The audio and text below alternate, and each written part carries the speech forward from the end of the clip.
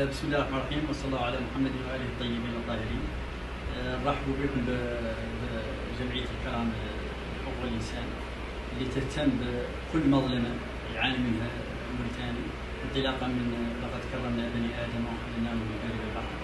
لأن علمنا بأخونا هذا الطالب المتميز بشهادة كل الأساتذة واللي ظلم بنتائجه اللي تحصل عليها بعد جهد ومثابرة وجد، وصل إلى هذه المرحلة اللي وصل إلى مصلحة الامتحانات وأنصفته، ونحن معه بكرامهم واقفين معه إلى نهاية إن شاء الله مظلمته هذه، ونتمنى له إن شاء الله على أنه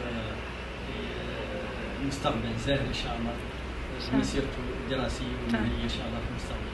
السلام عليكم ورحمة الله. معكم مسؤول إعلام منصة الكرامة لحقوق الإنسان.